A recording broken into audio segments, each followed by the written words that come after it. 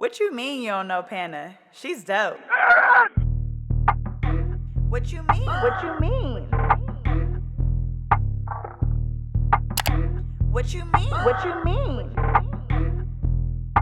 What is poppin' YouTube? Welcome back to my channel. It's your girl DOPEaxxPANA, and today in this video I'm going to show you guys a quick and easy way that you guys can transform your client's hair into beautiful 26-inch boho faux locks. And today this video is sponsored by Lockbraids. They sent me 3 packs of these beautiful boho locks, guys. They are already constructed with human hair, and this makes it so much easier to achieve the look.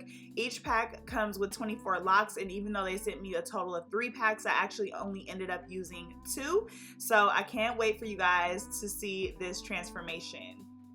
So this beautiful hair has hair falling throughout and on the ends, and in addition to that, you're going to need to use 1 pack of the Twisted Up Expressions Ultra hair to wrap the locks. And I'm just showing you guys how beautiful these locks are. So they have about 4 to 5 pieces hanging out of each lock, and then they also have the human hair on the ends, so it's going to really give a nice and full look throughout.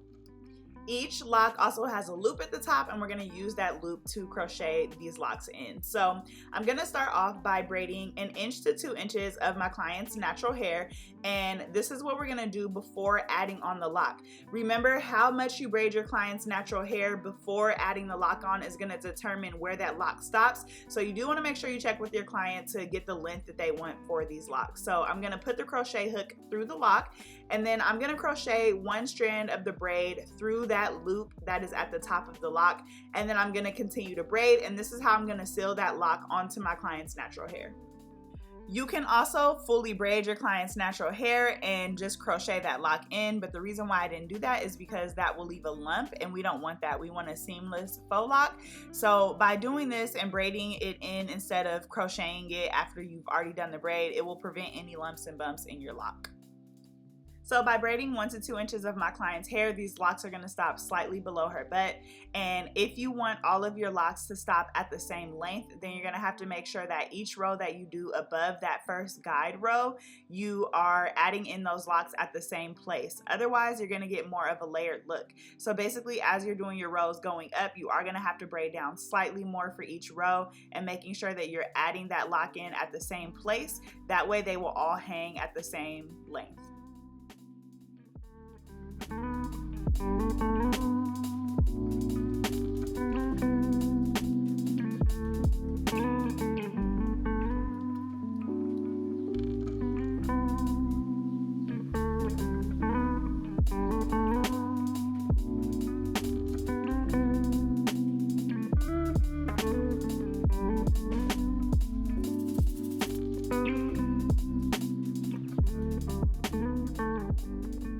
So this is what it's going to look like when I add all of them in, and you guys can see as I am showing you guys the length of those locks, they are all pretty much stopping at the same length.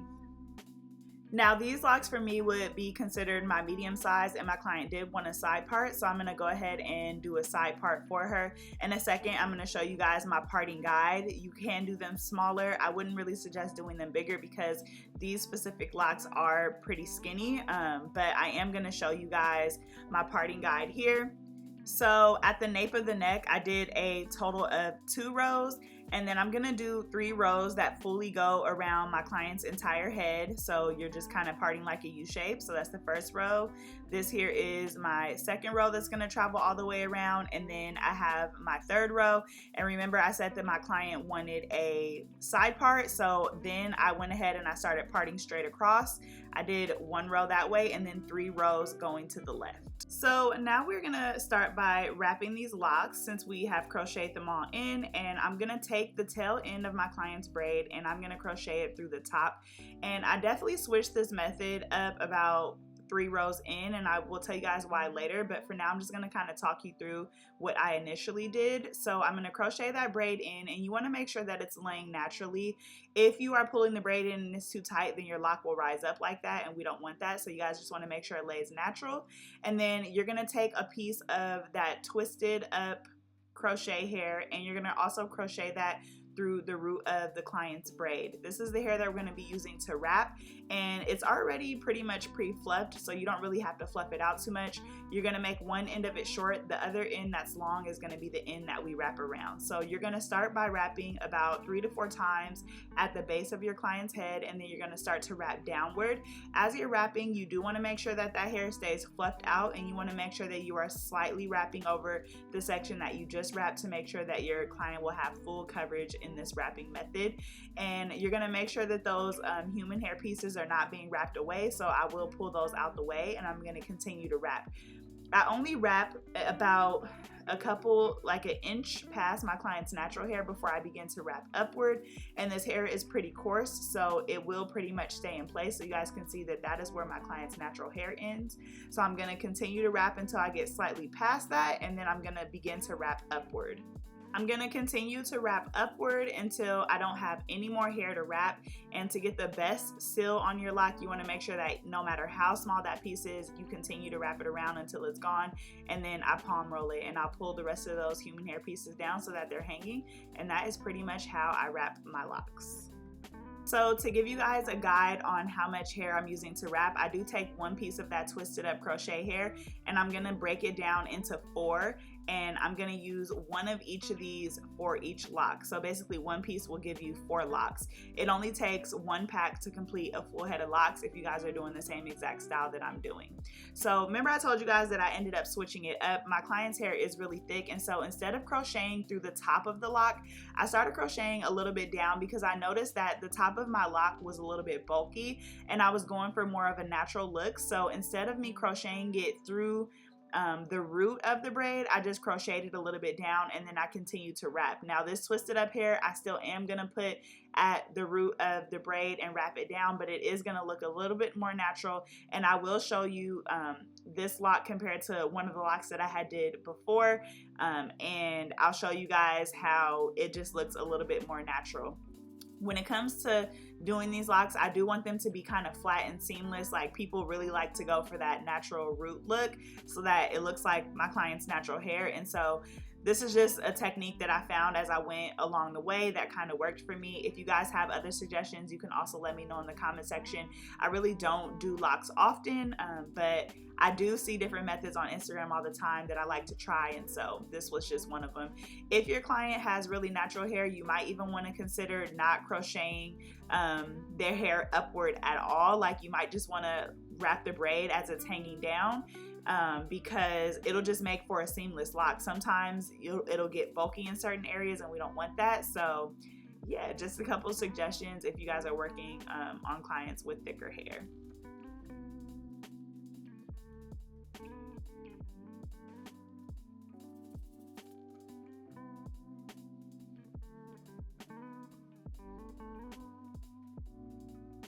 So I know it's kind of blurry because I'm super zoomed in, but you guys will see how that lock looks there compared to like the bulkiness of this one at the top. You guys can kind of see a difference. I don't know if you guys can see it, but I can. So yeah, that was just like one little technique change that I kind of did, you know, a couple rows in. So these are the locks here so far, and this is 1 pack of the hair. So 1 pack got me pretty much all the way here. Like I said, this is 24 locks, and so I'm gonna use 1 more pack to complete that top section. But look how it looks already, guys. All of my locks are the same length. You guys can see that beautiful boho hair falling throughout, and I'm just gonna complete this lock, and then we'll get into some of the finishing touches. So this style took me 4 hours to complete overall, which is really not bad, guys. If you have a pre-made lock, it definitely makes this so much easier, especially when clients want boho. So shout out to Lockbraids for making an amazing product. They also have different lengths for you guys. I just chose 26 inches because I knew that the hot girls like length, and it would be super easier for me to find a model if the locks were pretty long. So they do offer different lengths, and yeah. Shout out to them because it definitely just made the process way quicker than having to feed in your own boho hair and wrap your own locks. I don't even know that people do that anymore. So yes, this will definitely be a time saver for you guys.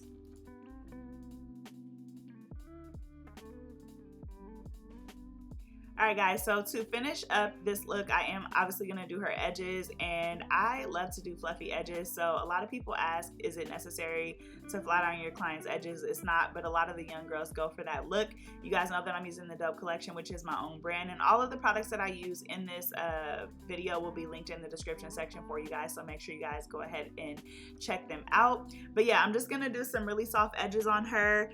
And like I said, I really love the flat iron look, and it just makes it really easy for me to lay the edges the way that they, you know, the way that my client wants them to be laid. So I do typically flat iron my clients' edges unless they request not to. I always ask them before I do it, but if it's a client I know, usually they're like, yeah, do your thing. So these edges were laid beautifully, and guys, I cannot wait to get into the finished look of this style.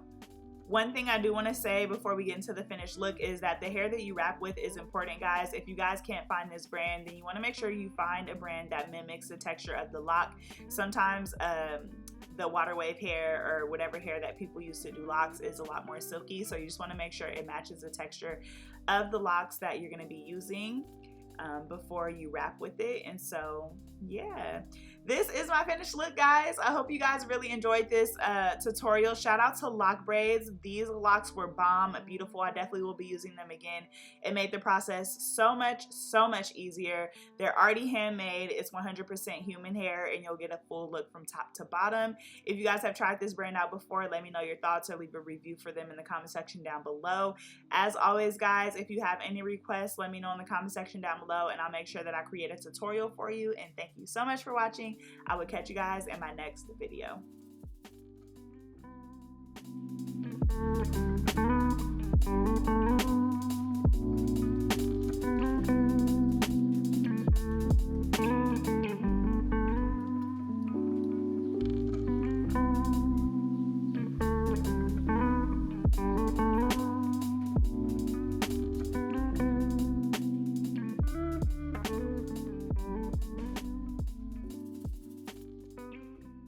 What you mean you don't know Pana? She's dope.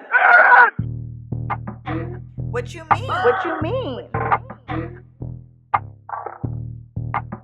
What you mean? What you mean?